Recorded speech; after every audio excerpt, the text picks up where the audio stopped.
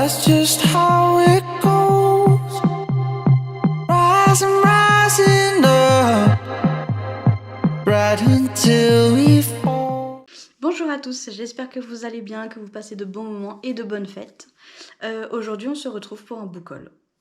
Oh, reaching in the dark.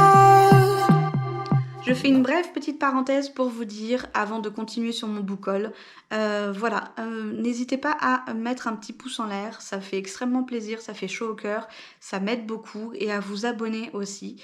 C'est gratuit, ça ne prend que 2 secondes, histoire de cliquer sur s'abonner. Et puis comme ça, vous ne raterez pas mes prochaines vidéos. Voilà, petits bisous. Donc, on va parler des livres que j'ai récemment achetés. Il y en a un bon petit nombre. Il y en a quelques-uns, je vais passer très rapidement dessus. Et d'ailleurs, je vais commencer par cela parce que j'en ai déjà parlé dans une précédente vidéo. Donc, je ne reviendrai pas sur les résumés. Je vous laisserai aller voir sur Amazon si vous voulez. Sur Amazon, on dit comme ça? Ouais, enfin bref, vous allez voir le résumé là où vous voulez. Et puis, donc on commence tout de suite avec Ashes Falling for the Sky, le tome 2 de Neil Gorman et Matthew Guibé, publié chez Albin Michel. Ça, c'est le deuxième tome, donc j'ai lu le premier, j'ai lu aussi le deuxième. C'est un livre que j'ai vraiment beaucoup aimé et déchirant, un livre déchirant et très poignant. Voilà pour celui-ci, je vous laisserai aller voir le résumé. Pareil pour le deuxième, The Never King de Niki Synchro, publié chez Roncière, que j'ai adoré, que j'ai dévoré. C'est une réécriture du conte de Peter Pan, très très sombre, très cruel, très sexy. C'est un livre à ne pas mettre dans les mains de tout le monde, puisque c'est un public averti majeur. Voilà pour celui-là. Ensuite, je me suis offert Alunia, le tome 1 que j'ai déjà lu de Tiffs, publié chez Plume Blanche. Et alors, j'ai kiffé ma lecture. J'ai vraiment adoré, j'ai trouvé ça génial, un univers riche en émotions, vraiment une tuerie ce livre. Voilà pour lui. Excusez pour mon petit reniflement, mais c'est l'hiver. Ensuite, The Five Crowns, La cour de la montagne, publié chez Slalom, de Hakan Mulford. C'est un hardback avec un joli jaspage. Pareil, j'en ai parlé dans une précédente vidéo, donc je n'en reparlerai pas. C'est un 5 sur 5 pour lui aussi. Pour tous ceux que je viens de vous présenter, c'est des 5 sur 5. Hein, vraiment, j'ai adoré mes lectures. Voilà. Ensuite, je vais vous montrer, alors sans la jaquette, Le Roi Maléfique de Holly Black, publié chez Rajo. Donc c'est le deuxième tome de la saga Le Prince Cruel. Voilà, la jaquette est tout là-haut, je peux pas l'atteindre, donc c'est pas grave. Pour ce livre-là, c'est un 5 sur 5 aussi, j'ai adoré. Donc Le Prince Cruel, j'ai dû vous faire le résumé dans une précédente vidéo, mais je peux vous rappeler un peu ce qui se passe. On suit Jude et Cardan. Donc Jude est une humaine qui vit à Terrafé, donc dans le monde des Fae, en sachant qu'elle a été kidnappée, enlevée lorsqu'elle était petite fille dans le monde des humains, et donc elle est partie vivre dans ce monde-là. Elle n'est pas du tout respectée à sa juste valeur puisque c'est une humaine. Donc il y a beaucoup de complots politiques, on lui en veut beaucoup parce que c'est juste une humaine, on l'humilie, on est très cruel avec elle, on essaie de la tuer, enfin voilà, tout ce genre de choses. Et elle va devoir se faire sa place dans ce monde. Et pour ça, il va falloir qu'elle défie le prince cruel, Cardan, qui n'est autre que l'héritier à la couronne. Et c'est son ennemi juré. Voilà. Alors, c'est pas une romance comme beaucoup peuvent le dire. Il n'y a pas vraiment de romance. Il n'y a pas de romance dans le tome 1. Ça, c'est le tome 2. Il n'y en a pas non plus. Allez, il y a peut-être eu un bisou forcé. Mais c'est pas de la romance. C'est autre chose. Là, vous êtes vraiment sur un livre avec beaucoup de complots politiques, comment dire, d'assassinat, de pouvoir. Voilà, il n'y a pas de romance. Vous êtes vraiment sur ce genre d'intrigue. Voilà pour lui. Ensuite, je vais vous présenter Les McCoy, L'ogre et le chardon de Alexiane Thiel, publié chez Hugo Poche. Donc oui, pour le Roi Maléfique, c'est un livre en cours de lecture. Donc je ne l'ai pas terminé. J'en suis où? À plus de la moitié. Hop, on peut voir là. On va essayer d'ouvrir. Voilà.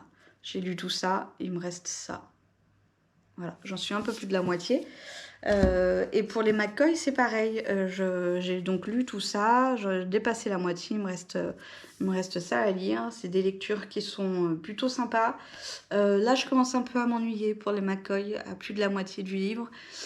C'est redondant, voilà, il faut que les choses se passent, mais bon, pour l'instant, c'est un livre c'est quand même une bonne lecture.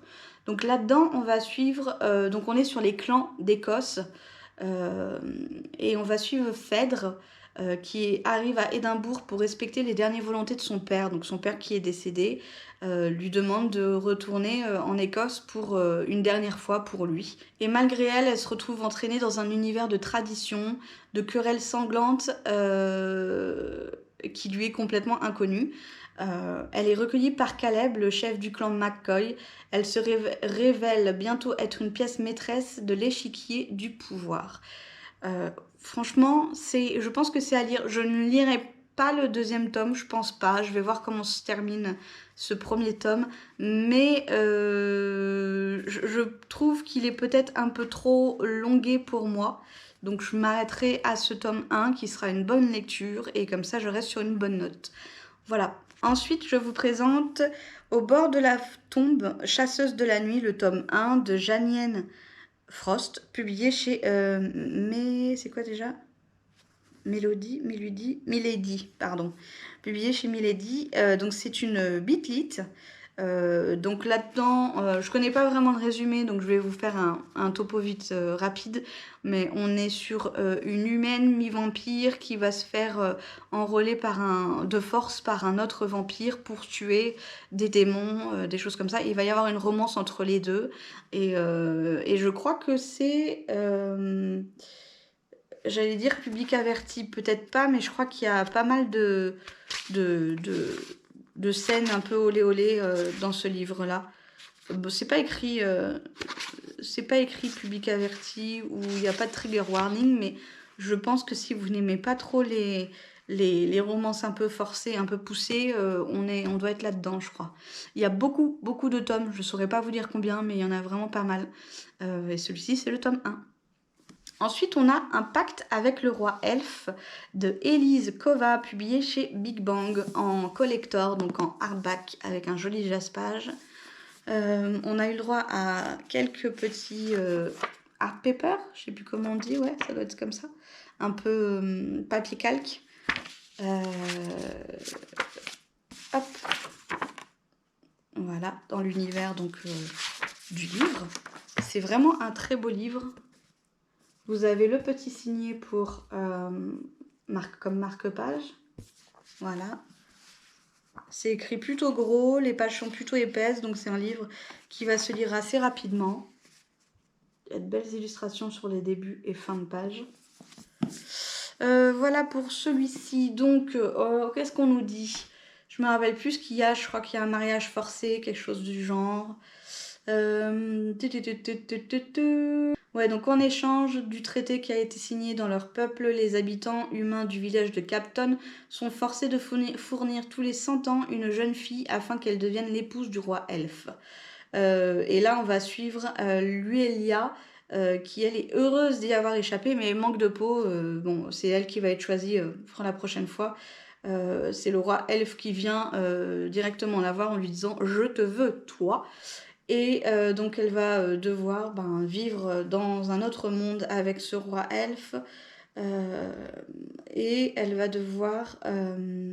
comment ils disent. Donc en fait, elle seule peut sauver à la fois ce monde et celui dont elle vient et où elle a laissé les siens. Voilà, excusez-moi, je bafouille. Mais en gros, on est sur une histoire, donc une romance. On va être sur un Enemies to Lovers et elle va devoir se battre, combattre un peu tous les complots et les trucs comme ça, à mon sens, hein, je crois.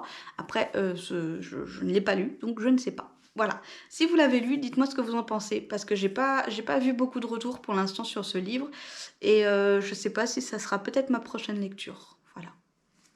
Ensuite, je vais vous présenter Les Dieux oubliés de Calypso Caldane, publié chez Plume du Web. Donc c'est Hadès et Perséphone, le tome 1, comme ceci. Je connais pas trop le résumé, je vais pas vous faire l'affront de le lire parce qu'il est plutôt long, comme vous pouvez vous en rendre compte. En plus, c'est écrit tout petit. Mais on est vraiment sur Hadès et Perséphone, donc on va avoir Hadès et on va avoir une jeune fille qui porte un autre nom, et en fait ils vont se reconnaître, enfin ils vont avoir l'impression de se connaître depuis toujours. Enfin voilà, le mythe d'Hadès et Perséphone, quoi, dans toute sa splendeur. Voilà, je connais pas trop le résumé, là comme ça je vous le vois mal, mais c'est un book haul, donc je suis pas censée vous expliquer mot à mot non plus tous les résumés de tous les livres. En tout cas, regardez le résumé si ça vous intéresse, et franchement il a l'air super bien. Ensuite, je vous présente le tome 3 et dernier de la saga du Prince Cruel. Donc là, c'est La Reine sans Royaume d'Holly Black, publié chez Rajo, toujours pareil. Voilà, donc ça c'est le 3e tome. Pour le coup, celui-là, il a sa jaquette. Hop. Voilà. Tchouk, avec un petit jaspage argenté, enfin rose argenté, quoi. Rose métallisé plutôt, parce que argenté c'est autre chose. Donc pour ce livre-là, c'est une suite de saga, c'est le dernier tome, et donc de Prince Cruel, donc je vous redis pas le résumé, on se né sur Jude et Cardan, patati patata. Voilà. Ensuite, une nouvelle saga, L'héritier trahi, de Holly Black, publié chez Rajo. Donc c'est dans le même univers que le Prince Cruel. Voilà. Donc je vais pas lire le résumé parce que je veux pas me spoiler non plus. On parle une toute autre personne que je n'ai pas encore rencontrée dans les livres, donc peut-être que ça va venir. Complot politique, encore une fois, ce genre de truc. Voilà, pour ce livre-ci. Ensuite, je vais vous parler de Dancing with the Devil de Billy Morgan, publié chez Addictive. Un livre qui a l'air vraiment, vraiment super. Je vous lis juste la petite phrase d'accroche. Elle va conclure un pacte avec le diable, elle le sait, mais elle n'a pas le choix. Oh oh. Céline, c'est une infirmière, je crois que son frère a un problème, il vient la voir, il est pratiquement mort, et elle va se rendre compte qu'il traîne dans des trucs pas très nets, et elle va devoir faire un pacte avec le diable pour le sauver, pour régler certaines choses. Voilà. Je l'ai pas lu, et franchement, il me tente vraiment beaucoup. Donc j'attends de voir ce que ça donne. Voilà. Et en dernier, je vous présente Alunia, le tome 2 que je me suis offert. J'ai déjà lu le tome 1, comme je vous ai dit tout à l'heure. Et donc là, on est sur le tome 2 et on va savoir ce qui se passe. Parce que je vous dis que le tome 1, il s'arrête sur oh,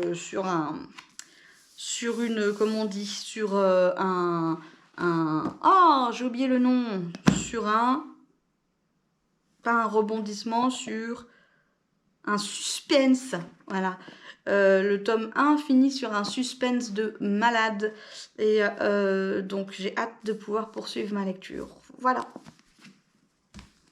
C'est terminé pour ce book haul. Il n'y a pas moins de 2, 4, 6, 8, 10, 12, 13 livres, très exactement.